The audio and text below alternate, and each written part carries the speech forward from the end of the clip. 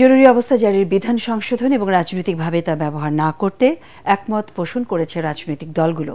রাজধানী foreign service একাডেমিতে রাজনৈতিক দলের সাথে বৈঠক শেষে সাংবাদিকদের একথা জানান জাতীয় ঐক্যমত্য কমিশনের সহ সভাপতি আলী রিয়াজ। তিনি জানান, উপজেলা পর্যায়ে অধস্তন আদালতের সম্প্রসারণের প্রস্তাবেও একমত পোষণ করেছে সব রাজনৈতিক দল। মনির হোসেন তপুর রিপোর্ট। রাজনৈতিক দলগুলোর সঙ্গে জাতীয় ঐক্যমত্য কমিশনের দ্বিতীয় ধাপের 10ম দিনের বৈঠক অনুষ্ঠিত হয়েছে। 3টি বিষয়ে আলোচনার কথা থাকলেও সময়ের কারণে নারী প্রতিনিধিত্ব নিয়ে আলোচনা করা সম্ভব হয়নি। বিদ্যমান সংবিধানের 141 যে অনুচ্ছেদ আছে তার ক, খ, গ সমস্ত কিছুর ক্ষেত্রেই এইটা সংশোধন, সংযোজন, বিযোজন, পরিবর্তন করার ব্যাপারে ঐক্যমত্য হয়েছে, একমত হওয়া গেছে।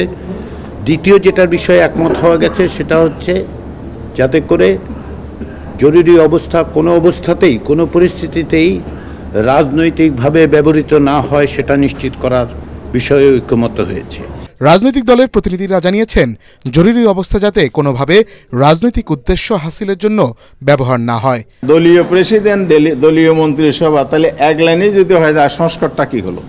একটা যদি সংসদীয় কমিটি থাকে, এই সংসদীয় কমিটির মধ্যে সরকার থাকবে, বিরোধী দল থাকবে, তাহলে এখানে ব্যালেন্স অফ পাওয়ার থাকবে। রাজনৈতিক কারণে এখানে জরুরি অবস্থা ঘোষণার সুযোগটা হয়তো বা হবে না। আমরা আমাদের দেশের অভিজ্ঞতায় দেখেছি এটাকে রাজনৈতিকভাবে হাতিয়ার হিসেবে ব্যবহার করা হয়েছে, সেটা বন্ধ করতে হবে। জরুরি অবস্থার সময় নাগরিকদের মৌলিক অধিকারের ক্ষেত্রে কতটুকু আসলে খর্ব করা হবে কিংবা কতটুকু বজায় থাকবে, এইটার একটা মাত্রা থাকা দরকার। জরুরি অবস্থার বিধানের পরিবর্তন ও সংশোধনের বিষয়ে বিস্তারিত আলোচনা সংসদে হওয়া উচিত বলে জানিয়েছেন বিএনপির স্থায়ী কমিটির সদস্য সালাউদ্দিন আহমেদ। তবে সংসদ নয়, বর্তমান সরকারের অধীনেই সব সংস্কার করার দাবি জানিয়েছে এনসিপি। জরুরি আইন বা জরুরি অবস্থা ঘোষণার ক্ষেত্রে যে আইনগুলো, সেই বিধানগুলোতে প্রয়োজনীয় সংস্কার, প্রয়োজনীয় সংশোধনী আনা প্রয়োজন, এই ব্যাপারে একমত। এবং এটা রাজনৈতিকভাবে ব্যবহার করা যাবে না, এই ব্যাপারে একমত। কিন্তু বিস্তারিত কি কি নাগরিক অধিকার স্থগিত হবে না হবে, কি কি বিধান আরো সংযোজিত হবে, পরিবর্তন করা হবে, এই বিষয়ে বিস্তারিত আলোচনা সংসদে হওয়াই ভালো। নতুন বন্দোবস্তকে বাংলাদেশের রাজনীতির জন্য কার্যকর করতে গণপরিষদ নির্বাচন আয়োজন করতে হবে।